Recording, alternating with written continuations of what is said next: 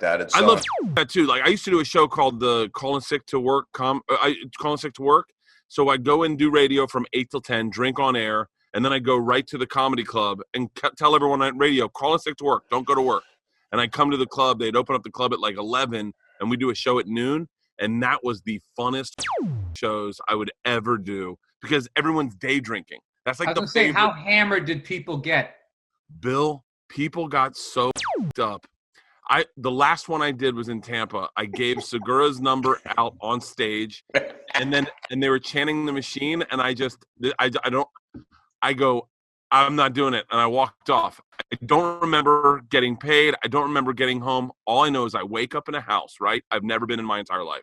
I wake up in this house, and I'm looking around, and I'm like, whose house am I in? I go out, no one's in the house. It's a really nice house. No one's in the house. And I'm sitting here going, I don't have my cell phone. I don't know where my cell phone is, but I don't know where my wallet is. And I'm looking at this house, and all of a sudden I see a picture of my sister in this house. I go, that's a picture of my sister when she was a kid. I look around. All of a sudden, door opens. My dad walks in. My parents have bought a new house. That's fantastic. I haven't been there yet. And I was like, what the fuck? Where are we? He goes, oh, we got a new house. I showed you, but I think you were drunk. I was like, holy shit. And the question to that answer is, how do you make a comedian? Yeah, exactly. He wakes up in his new house and doesn't know it with his real parents. Hey, open invite to either of you guys if you want to come out and do one of these drive-in movie theater shows for shits and giggles. Let me know. Where is it at? We're doing June 24th in Charlotte, then Tulsa, then Indy, and then Fort Collins, and then I think we're going to keep adding them, and I'm just going to stay out on the bus. What about that one out here in L.A.? Yeah, I haven't gotten an offer from him in yet. Van Nuys, or something like that. I would do that. I'd come in and do a guest set, and then give you the intro, and I get the same check I paid you, right? Yeah. By the way, I'm not even getting that. I don't think. It's no, not a moneymaker. I like I would do Tulsa. Yeah. I love Oklahoma, man, and I also love that city, man. What is it? What theater is that? The Brady Theater. Oh, in yeah. Tulsa, Oklahoma is the shit. There was also a promoter there who had this old-ass Cadillac. He let me drive it around before the show. Thing was just like, floating on a cloud. The suspension, everything was messed up, but it was amazing. Also, Oklahoma, Bill, to be like the opening scene to The Outsiders when Pony Boy and Johnny are at the drive-in. When Dean Del Rey opened for me out there, he went to the. I was too tired. He goes, dude. He's like, the Outsider house is down the street. It's red. You got to go see it. And then, of course, I didn't go. And I came, before the show. How was it? He goes, oh, it was killer. It looks the exact same. Dean makes you just feel like you just met. Nobody can sell you shit like Dean Del Rey. So for our listeners out there, Bert is in Malibu. I believe rolling his own cigars, or he started a vineyard or some shit. I don't know what you're doing, but it definitely looks like. I was just like, after the rioting and stuff, I thought you just left or something. No, it looks like Gilligan's Island. Yeah, it's beautiful here. We're like 5 minutes from the beach, up in the hills. It's and you're with your wife? No, I left her at home. I just thought I'd get away.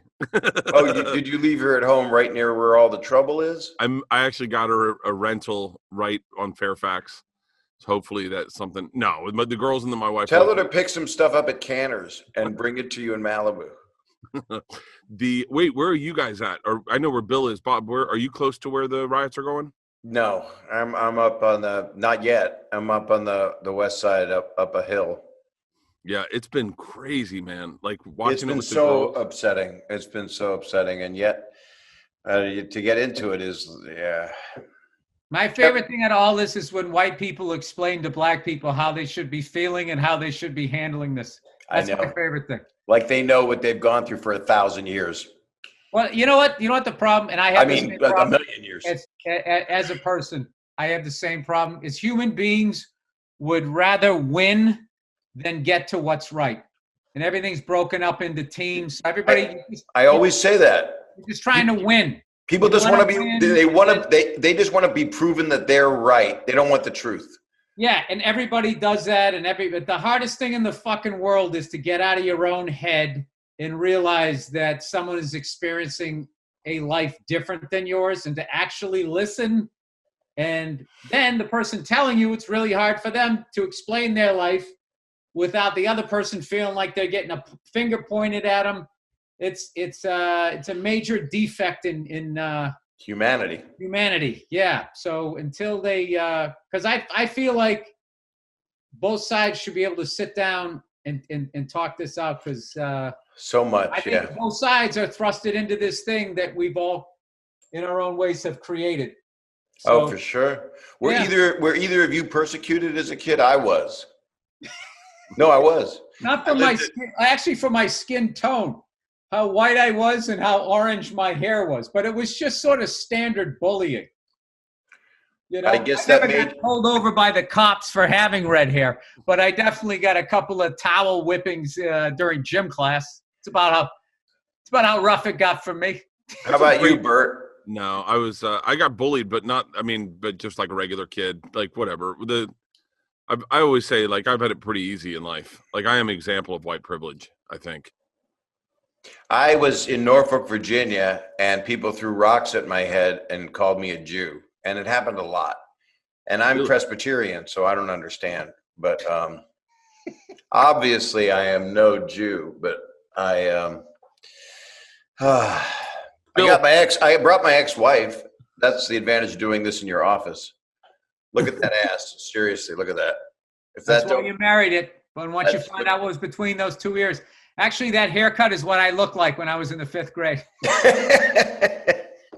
Bill, being redheaded is probably it's like no one stands up for redheads, but redheads are taunted their entire. No, it wasn't as bad. South Park tipped it over. South Park did that episode, and I was already into adulthood, but they were the ones that brought it to the forefront. That they made it like mainstream, and then all of a sudden, like, you know, like all that ginger shit. No one said ginger here. No. My entire life, no one said that shit. Like when I went over to toured in Europe, it was the first time. Oh, you're a ginger. I'm like, what the fuck does that mean? Like, you got red hair, you're ginger. I was like, oh, all right. But it didn't sound derogatory over there as much as over here. Then it kind of seemed like, oh, someone's kind of just called me a fucking pussy or something. Over here, it just, you know, as everything just seems to take on a little more of a, nastier tone. I don't know when it travels. So I got off easy. No, it was just redhead and bullshit like that, but I didn't have overly a complex. But once that South Park episode came on, like, that sort of kicked it into, it's weird. Like, you really found with the internet, like, how fucking childish people are and how much that bullying thing really didn't go away as much as you just became an adult. Yeah. So you know not to do that. But you get on the internet and it's just like, if there's any way to attack or humiliate or go after somebody that's in a less larger group, I mean, it's just done. From the obvious, all the racial shit, to anything, you know? So. Well, you're kind of the example. You've influenced me a lot. Because I've been doing a lot of your material, but I would explain those pathetic awards behind you. One of them is your mother, but I actually had a replica of where you came out of back there.